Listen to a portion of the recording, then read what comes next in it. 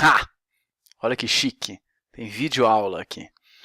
Essa videoaula é para definir alguns conceitos simples que estão no nosso roteiro para você chegar na avaliação, no mínimo, sabendo os conceitos simples. Tá? E o tema é esse aqui, subtipos de linfócitos T helper.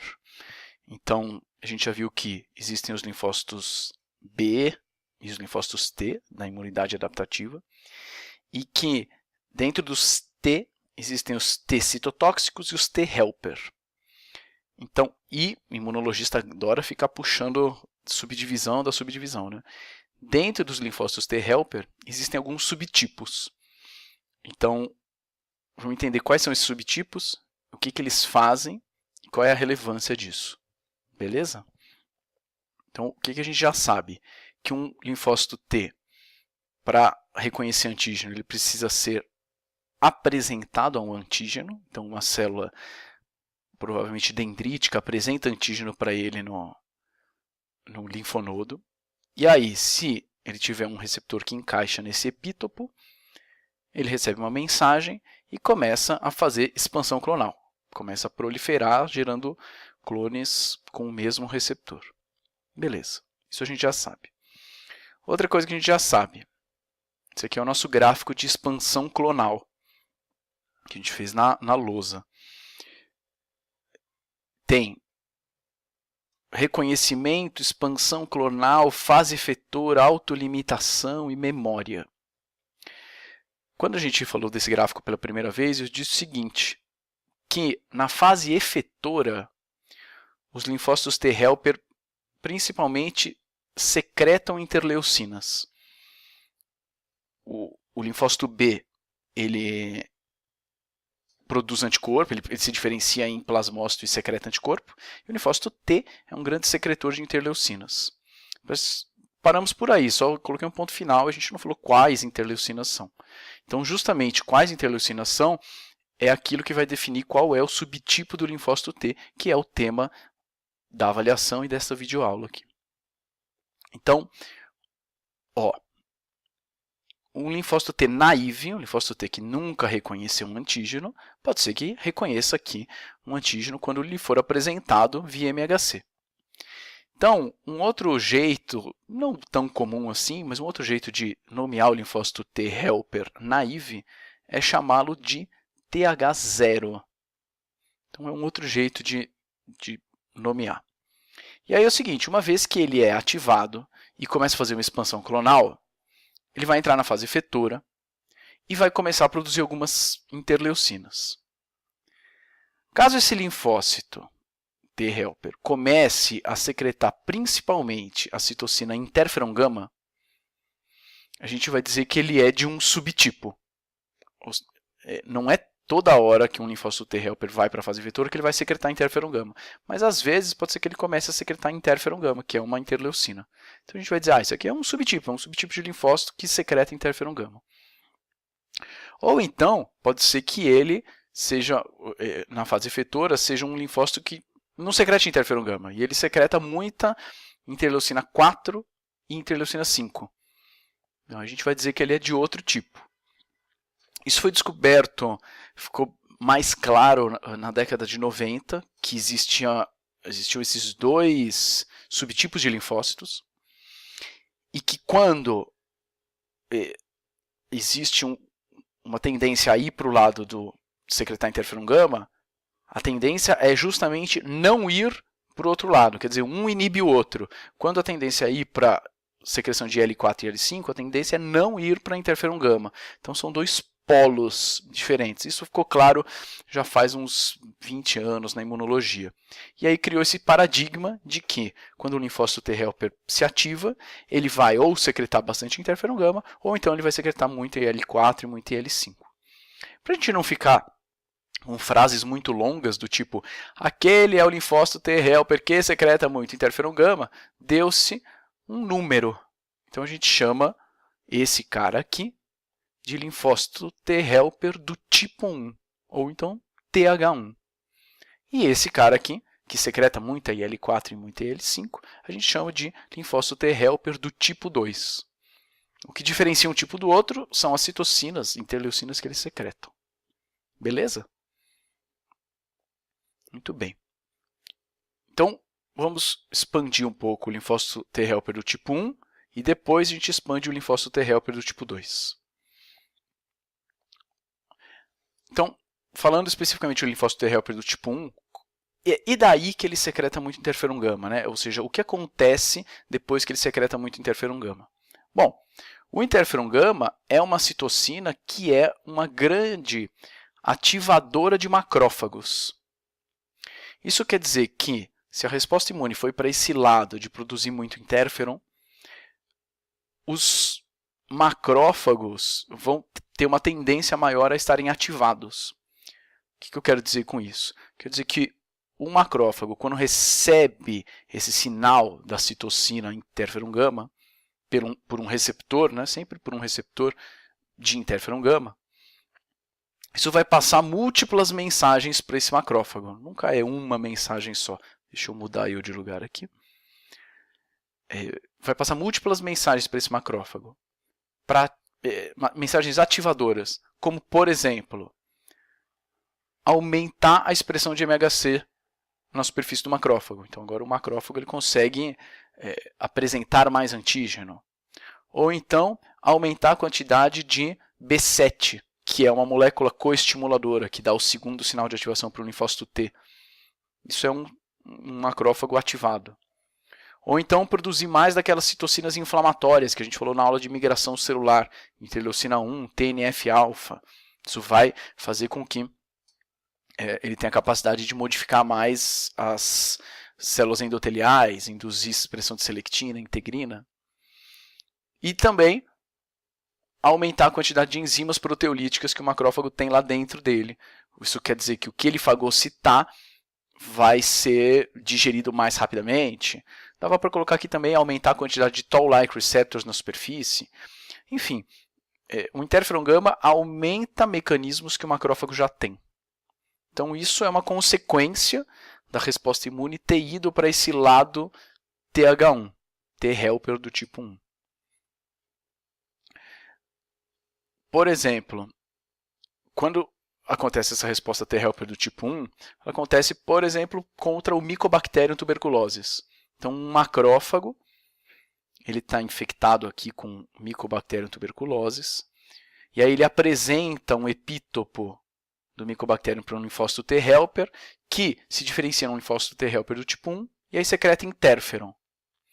E aí o macrófago expressa mais MHC, e aí ele secreta mais interferon, aí ele expressa mais MHC, e aí a gente fica num feedback positivo aqui de ativações. Dependendo de qual for o estímulo que está gerando isso, o Mycobacterium tuberculosis pode ser um, ou então um cisticerco de Taenia solium pode ser um, ou então um ovo de Schistosoma mansoni pode ser um estímulo. Essa ativação e esse feedback positivo pode levar à formação de uma estrutura que a gente já conhece, que é um granuloma. Lembra do granuloma? O granuloma ele basicamente é formado por um monte de macrófagos e um monte de linfócitos T helper do tipo 1, que estão secretando interferon, o macrófago está sendo ativado, que ativa o linfócito T, que ativa o macrófago, que ativa o T, e a gente fica nesse feedback positivo.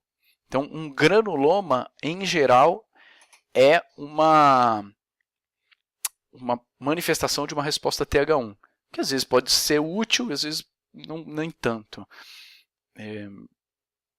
Nem toda resposta T helper do tipo 1 vai formar um granuloma, mas em geral granulomas são derivados de respostas T helper do tipo 1.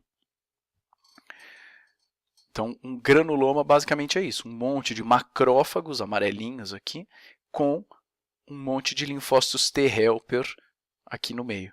Se a gente fosse medir nesse granuloma a quantidade de citocinas, certamente teria um monte de interferon gama.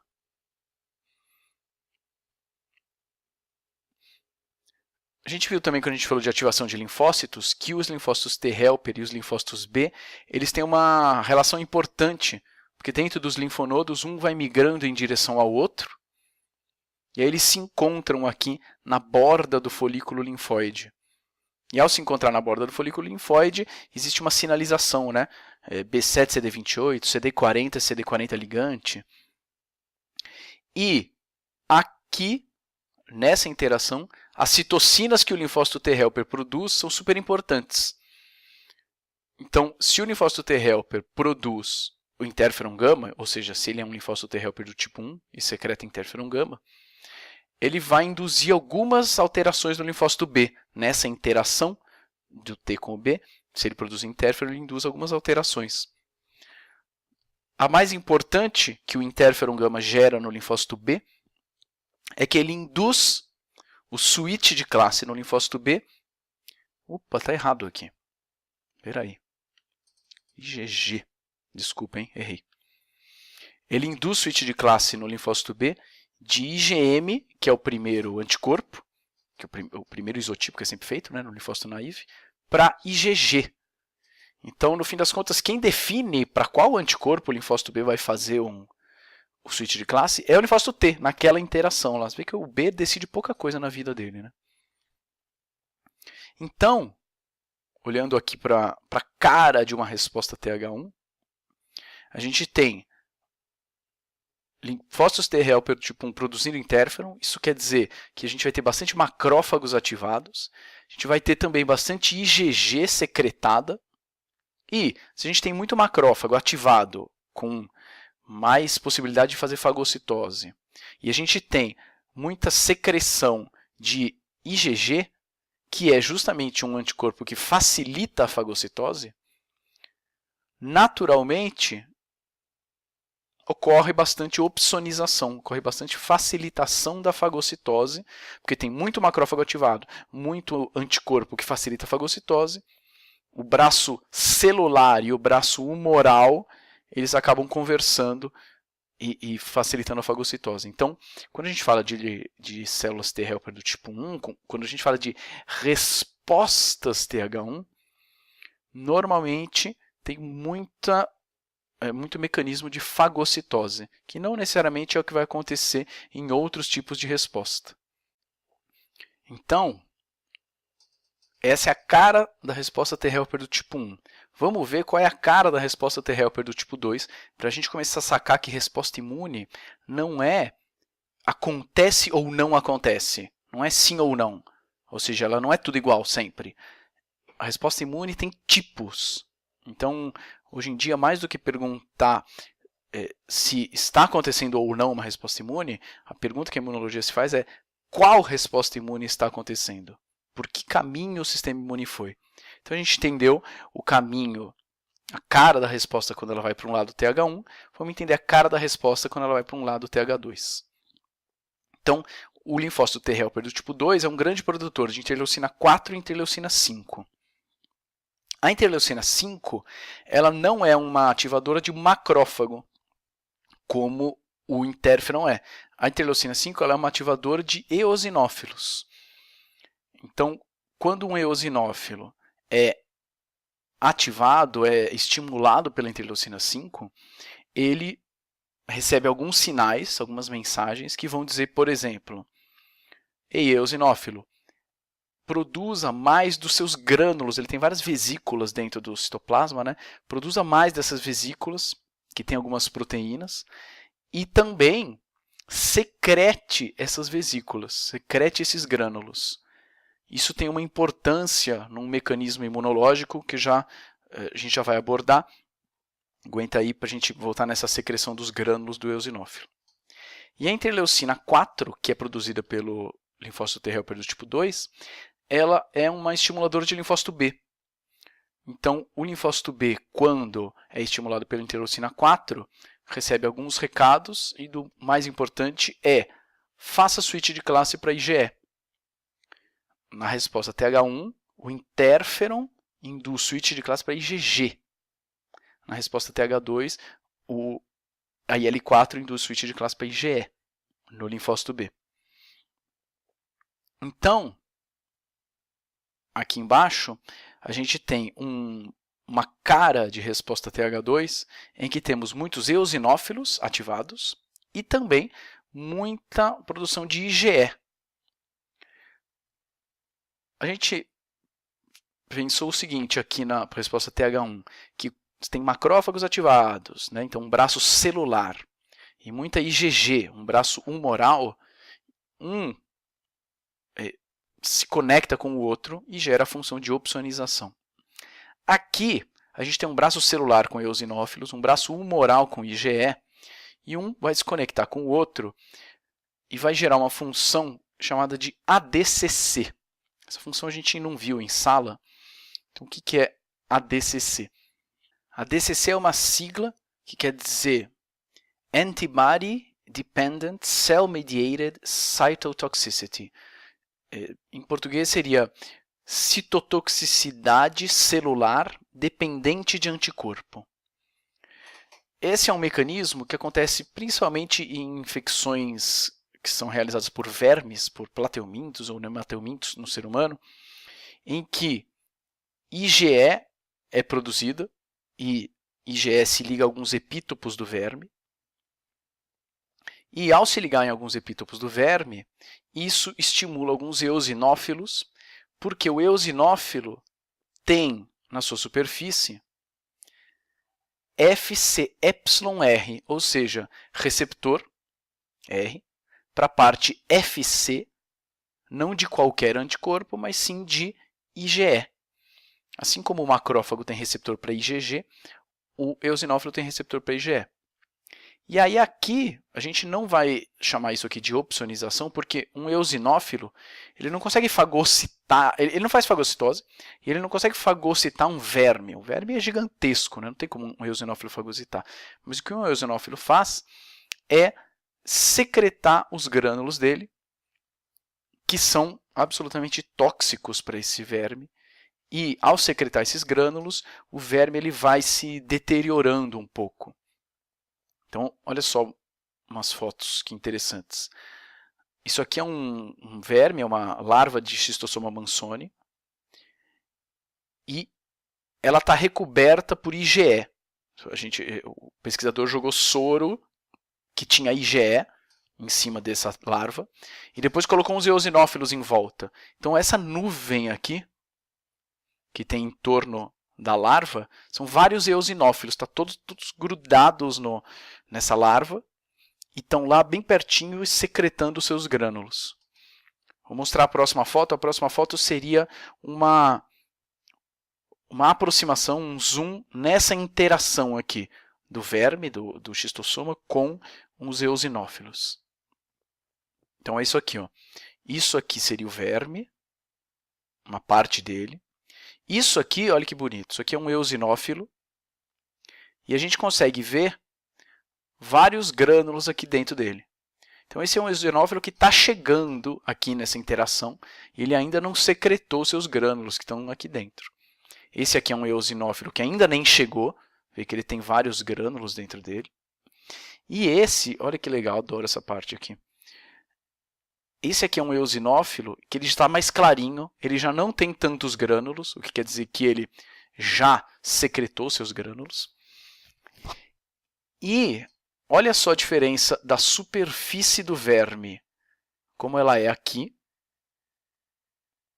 e como ela é aqui. Ó. Aqui ela já está meio toda esburacada, toda detonada, por causa dos grânulos que esse eosinófilo secretou. Dá para ver isso? É muito bonitinho. E se a gente faz esse experimento e filma, a gente tem isso aqui. Um verme e vários eosinófilos chegando e nessa interação eles vão secretando esses grânulos e vão fazendo essas pequenas lesões no verme. Olha, bonito, né? Então, percebe que se a resposta vai para um lado T helper do tipo 1, ela tem uma cara. Se a resposta vai para o lado T helper do tipo 2, ela tem outra cara. Cada um com mecanismos, vantagens e desvantagens diferentes. A gente viu na primeira aula que a ciência pula de paradigma em paradigma. Quando a imunologia descobriu isso, que existe célula TH1, existe célula TH2, que existem dois tipos de resposta, ficou muito claro que a resposta imune era isso. Ou ia para o lado T helper 1, ou ia para o lado T helper 2. E esse paradigma foi muito forte. E ainda, uma parte dele ainda é muito forte. Entretanto, recentemente, foram feitas outras descobertas dentro desses subtipos de linfócitos T. Então, descobriram uma célula que foi chamada de TH17. Ela foi chamada de TH17 porque ela produz muita interleucina 17. Vê que não faz muito sentido, né, a nomenclatura aqui, né? Porque era TH1, produz interferon. TH2 produz IL4 e IL5. Esse aqui devia se chamar TH3, né? Ou, enfim. Ou então essa aqui chama TH-gama, né? E essa TH4 e 5, enfim. Mudaram a regra de nomenclatura no meio do negócio. Imunologia, valeu, obrigado por facilitar a nossa vida. Mas foi descoberto que existe também um subtipo de linfócito T que na fase efetora começa a produzir muita interleucina 17 e muita interleucina 22. Esses dados são muito recentes. Esse aqui é um subtipo celular que a gente não conhece tão bem quanto os subtipos T helper 1 e T helper 2. O que a gente sabe hoje em dia sobre as células TH17? Que ao produzir interleucina 17, elas são grandes ativadoras de neutrófilos. E um neutrófilo, ao ser ativado pela IL-17, recebe alguns sinais, como, por exemplo, aumentar a quantidade de grânulos citoplasmáticos e de enzimas que ele tem dentro dele. Isso torna o eosinófilo mais propenso a migrar para sítios inflamatórios. Então, ele se torna mais ativo no esquema de migração. E também ativa um neutrófilo a produzir o que é chamado de NETs, que é um negócio muito legal. NETs é o nome que a gente dá para armadilhas extracelulares de neutrófilos, Neutrophil Extracellular Traps, por isso que a gente chama de NETs. Então, o neutrófilo ele é capaz de... É muito doido isso. Isso foi descoberto recentemente também. Por muito tempo ninguém sabia que o neutrófilo podia fazer isso. Ele é capaz de secretar uma espécie de uma rede que é feita de algumas proteínas e é feita de DNA também. Então, ele secreta uma rede de proteínas e ácido nucleico. E que é o que está sendo mostrado aqui nessa foto. Nessa foto aqui, em azul, estão uma microscopia de fluorescência, né? Em azul estão núcleos de neutrófilos. Então, isso aqui são núcleos. E em vermelho está marcado justamente essas nets, essas redes que ele consegue jogar para fora, para o meio extracelular. E, vou mostrar aqui a próxima, que é muito bonita. A gente consegue ver isso em microscopia de varredura também. Esses aqui no triângulo, no quadrado verde, são neutrófilos que não foram estimulados por nada. Então, tá bom, estão aqui normais. E aqui na foto maior, são neutrófilos que foram estimulados. E ao serem estimulados, olha tudo isso aqui são redes que ele lança, são nets. Não são pseudópodes, não. O pseudópode é uma projeção de membrana, né? Isso é feito de outra coisa, vai mais longe, é mais fino. E com essas... Qual é a relevância disso, né? Por que o NET é importante, foi descoberto recentemente? Ele foi importante como um mecanismo do neutrófilo de conter infecções. Porque essas fotos aqui, elas mostram, isso aqui são neutrófilos. E aqui nas setas, a gente tem bactérias, aqui também, ó, a gente tem bactérias presas nessas redes. Olha só a foto aqui, eu acho muito bonita, um neutrófilo e aqui umas bactérias presas nessas redes. Nessas redes tem algumas enzimas que causam lesões nessas bactérias e, além disso, isso imobiliza a bactéria e pode facilitar a fagocitose por neutrófilos. Então, o neutrófilo consegue fazer isso e por vários estímulos, e um dos estímulos que podem fazer isso no neutrófilo é justamente a IL-17, produzida pelas células T helper do tipo 17. Além disso, a IL-22, ela induz inflamação. Coloquei uma figurinha aqui de leucócitos rolando, fazendo adesão e diapedese. Então, a IL-22 ela é uma citocina inflamatória também. Logo, quando a gente fala aqui de respostas T-helper do tipo 17, a gente está falando de respostas com neutrófilos muito ativados e respostas que têm inflamação.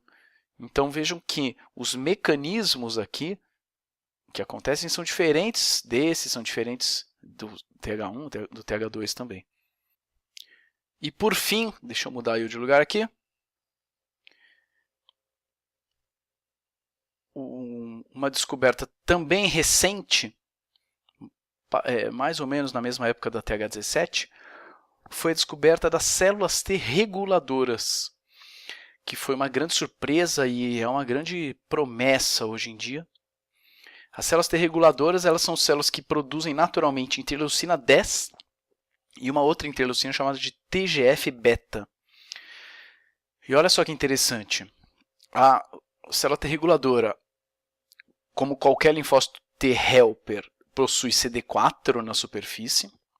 Ela também é caracterizada por ter a proteína CD25, então se você lê por aí nos artigos alguma coisa sobre células T CD25 positivas, provavelmente está falando de célula T reguladora. E TGF-beta e interleucina 10, ao contrário das outras citocinas, que a gente sempre vê que ativa não sei quem, ativa outra célula, elas são citocinas que têm sinais inibidores para linfócito T, para linfócito B, para macrófago, para célula dendrítica, para proteínas do complemento. Então, a célula T reguladora, ela é uma célula que naturalmente está relacionada com tolerância imunológica. Então, isso é muito estudado hoje em dia, porque essa célula ela tem o potencial de ser usada para alguns tratamentos para situações em que o sistema imune sai de controle, por exemplo. Então, hoje em dia é moda estudar célula T reguladora, justamente por causa dessa capacidade de tolerância. Então aqui a gente tem um cenário geral com conhecimentos simples. O que eu quero dizer com conhecimentos simples? Eles são diretos, né? Então o que cada célula secreta, como é que é a resposta quando a gente vai para um lado TH1, TH2, TH17, Treg. Então esses são conhecimentos mais simples. A ideia é que você também, com esses conhecimentos, consiga ter ferramentas para conseguir ler os artigos ou as partes relevantes dos artigos que estão no roteiro de estudo para a gente trabalhar na semana que vem na nossa avaliação. Beleza? Então, até mais.